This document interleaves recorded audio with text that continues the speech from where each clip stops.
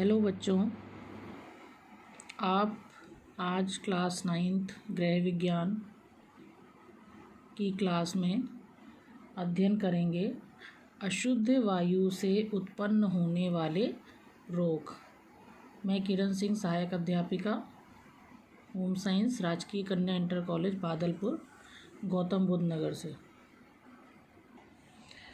बच्चों, आज हम लोग अध्ययन करेंगे अशुद्ध वायु द्वारा उत्पन्न होने वाले रोग।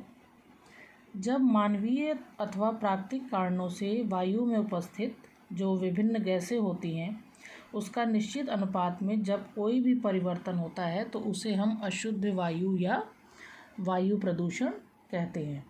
अशुद्ध वायु में क्या होता है, विभिन्न प्रकार के वायरस पाए जाते हैं जो विभिन्न प्रकार के रोग उत्पन्न करते हैं। तो सबसे पहले हम जान लेते हैं कि रोगाणु किसे कहते हैं।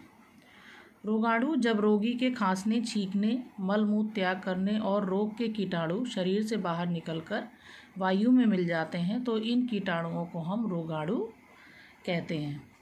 अशुद्ध वायु द्वारा जो रोग फैलते हैं उसको हम संक्रामक रोग के नाम से भी जानते हैं। तो संक्रामक रोग के बारे में जान लेते हैं कि जब कोई रोग अप्रत्यक्ष रूप से एक मनुष्य से दूसरे मनुष्य को लगता है तो उसे हम संक्रामक रोग कहते हैं। अशुद्ध वायु से फैलने वाले रोग के विभिन्न प्रकार होते हैं, जैसे पहला धूल और कणों से उत्पन्न होने वाले रोग, दूसरा औद्योगिक प्रदूषण से उत्पन्न होने वाले रोग, श्वसन क्रिया से उत्पन्न होने वाले रोग और वस्तुओं की सड़न से उत्पन्न होने वाले रोग।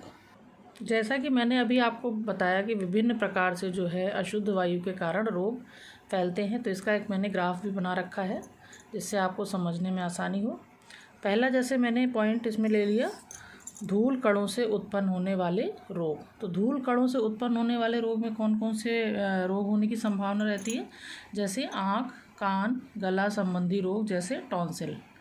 सेकंड है हमारा जो वस्तुएं होती हैं उसके सड़ने से होने वाले जो रोग होते हैं, जो वायु में जब वस्तुएं सड़ती हैं और उससे जो निकलती हैं गैसें, वो जब हमारे वायु में मिल जाती हैं तो उससे हमें क्या क्या रोग उत्पन्न हो जाते हैं, अतिसार, सिरदर्द, अजीर्ण और चक्कर आना। थर्ड है हमारा औद्योगिक प्रदूषण से उत्पन्न होने वाले रोग। इसके औद्योगिक प्रदूषण से क्या मतलब है, जितने भी कारखाने होते हैं उसमें जो भी काम होता है उसके बाद जो धुआं कारखानों से निकलता है उससे वो धुआं जो वायु में मिलकर वायु को अशुद्ध करता है, उससे कौन कौन से रोग हो जाते हैं, जैसे गला, नाक, आँख के अनेक रोगों के साथ साथ हमें श्वास रोग की भी दिक्कत हो जाती है, जैसे तपेदिक और कैंसर। इसके बाद आता है श्वसन क्रिया से उत्पन्न होने वाले रोग। श्वसन क्रिया से उत्पन्न होने वाले रोग कैसे, कि जब कोई रोगी व्यक्ति सांस लेता है और सांस छोड़ता है तो उसके सांस के माध्यम से एक सांस के कण में लाखों बैक्टीरिया या रोगाणु होते हैं जिससे कि हमारे शरीर में रोग होने की संभावना उत्पन्न हो जाती है। तो श्वसन क्रिया के द्वारा हमें क्या क्या रोग उत्पन्न हो जाते हैं, घुटन, सिरदर्द, चिड़चिड़ापन, उल्टी, निमोनिया, तपेदिक और जुखाम और श्वास रोग। संक्रामक रोग के साथ साथ एक और वर्ड हमारा आता है रोग प्रतिरोधक क्षमता। रोग प्रतिरोधक क्षमता हम किसे कहते हैं, कि जब रोग प्रतिरोधक क्षमता एक विशेष प्रकार की शक्ति है जो रोगाणुओं से लड़ने की क्षमता को विकसित करती है। इसके बाद बच्चों हम लोग देख लेते हैं कि अशुद्ध वायु से जो हमारे मुख्य रोग हैं जो फैलते हैं उसके बारे में हम थोड़ी थोड़ी जानकारी ले लेते हैं। तो इसमें पहला टॉपिक है हमारा कौन से रोग फैलते हैं। पहला है तपेदिक। तपेदिक क्या है, एक गंभीर एवं घातक संक्रामक रोग है। इस रोग को हम क्या कहते हैं, मृत्यु का कप्तान भी कहते हैं। यह रोग धीरे धीरे वृद्धि करता है और इस रोग में मनुष्य के शरीर का धीरे धीरे क्षय रोग होने लगता है, इसलिए इसको हम क्षय रोग के नाम से भी जानते हैं। इस रोग से मनुष्य की मृत्यु भी हो सकती है और तपेदिक का एक प्रमुख जीवाणु जो होता है वो माइक्रोबैक्टीरिया ट्यूबरकुलोसिस इसके बैक्टीरिया का नाम होता है, इसलिए हम इसको टीबी के नाम से भी जानते हैं। इसके बैक्टीरिया कहाँ उत्पन्न होते हैं, ये गंदगी, नमी, अंधेरे स्थानों पर अधिक पनपते हैं। टीबी के जीवाणु की खोज 1882 में सर्वप्रथम रॉबर्ट कोच द्वारा की गई थी। सेकेंड रोग हमारा आता है इन्फ्लुएंजा।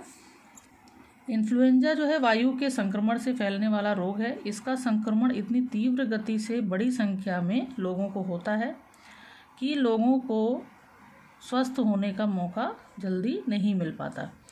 इस रोग का कारण क्या होता है? मौसम में परिवर्तन के समय इसका प्रसार अधिक तीव्र गति से होता है और इस रोग की उत्पत्ति का कारण इन्फ्लुएंजा वायरस है, जिसका संक्रमण वायु के अतिरिक्त रोगी के श्वास और बर्तनों से भी हो जाता है। तीसरा रोग हमारा आता है चेचक। चेचक अत्यंत घातक और संक्रामक रोग है। सर्वप्रथम चेचक के टीके की खोज एडवर्ड जेनर के द्वारा की गई थी और सामान्यतः इस रोग को बड़ी माता या शीतला माता के नाम से भी जानते हैं। यह रोग जो है हमारा विषाणु से फैलने वाला रोग है, जिसका नाम है वेरियोला वायरस। इस रोग के विषाणु क्या है? वायु में रोगी की व्यक्ति की सांस, खांसी, बलगम तथा उसके दांतों के मवाद या दानों में जो मवाद भर जाता है या छिलके, मलमूत्र आदि के माध्यम से फैलते हैं। नेक्स्ट हमारा आता है छोटी माता या चिकन पॉक्स। छोटी माता भी चेचक के समान ही तीव्र संक्रामक रोग होता है, जो अत्यधिक घातक नहीं होता है। यह रोग प्रातः शीत ऋतु में होता है या ठंड के दिनों में, और इस रोग के विषाणु नाक और गले के स्राव में फफोलों के तरल पदार्थ में पाए जाते हैं। जो शरीर पे छोटे छोटे दाने उत्पन्न हो जाते हैं, उसमें फफोले, उसमें जो पानी होता है, उससे भी ये रोग जल्दी फैलता है। और जब ये रोगाणु जो है वायु के संपर्क में आते हैं तो स्वस्थ व्यक्ति को भी संक्रमित कर देते हैं। नेक्स्ट आता है हमारा खसरा। खसरा क्या है? एक तरह का संक्रामक रोग है जिससे युवाओं व वृद्धों की अपेक्षा बच्चों को सबसे ज़्यादा प्रभावित करता है। यह रोग डर्मोटॉपिक वायरस द्वारा फैलता है। इस रोगाणु की क्या खासियत होती है कि ये गले के श्लेष्मा और नाक के स्राव में पाए जाते हैं। तो जब रोगी व्यक्ति जो है, जिसको संक्रमण हुआ रहता है, अगर वो थूकता है या कहीं हवा में सांस लेता है तो इसके जो कीटाणु हैं वो हवा में मिलकर खसरा रोग फैला देते हैं। नेक्स्ट है हमारा डिप्थीरिया। डिप्थीरिया वायु के माध्यम से फैलने वाला ही संक्रामक रोग है, जो छोटे बच्चों में ज़्यादा होता है और इसका प्रभाव गले एवं श्वसन मार्ग पर पड़ता है। समय पर अगर इसका उपचार हम नहीं करते तो यह रोग हमारे लिए घातक सिद्ध हो जाता है। नेक्स्ट है हमारा काली खांसी। काली खांसी मुख्य रूप से 2 से 5 वर्ष तक की आयु को बच्चों को होता है, जो कि बच्चों के लिए हानिकारक होता है। इसके बाद हमारा आता है डिप्थीरिया और काली खांसी से जो बचाव के लिए टीका लगता है वो है ट्रिपल एंटीजन का टीका लगवाया जाता है। इसके बाद नेक्स्ट हमारा आता है कर्णफेर। कर्णफेर में क्या होता है? कर्णफेर का संक्रमण जो है वो भी वायु के माध्यम से ही होता है और यह एक प्रकार का तीव्र संक्रामक रोग है जो बच्चों को कौन से बच्चों को? जो युवावस्था से पूर्व की आयु के बच्चे होते हैं, अर्थात बाल्यावस्था के बच्चों को ज़्यादा प्रभावित करता है और इस रोग का प्रभाव शीत ऋतु में अधिक होता है। तो बच्चों, ये अशुद्ध वायु से फैलने वाले रोग थे और इससे बचाव के लिए सबसे अच्छा साधन क्या है कि जो रोगी व्यक्ति है उससे हमें दूरी बनाए रखनी चाहिए और उसका जो भी थूक, बलगम या जो भी उसका बर्तन है खाने का, उसको हमें टाइम से शुद्ध करते रहना चाहिए। बलगम और उसको समय समय से हटाते रहना चाहिए या राख डाल देनी चाहिए उसके ऊपर, जिससे कि उसके जो कीटाणु होते हैं वो हमारे वायु के संपर्क में ना आए और स्वस्थ व्यक्ति रोगी ना हो।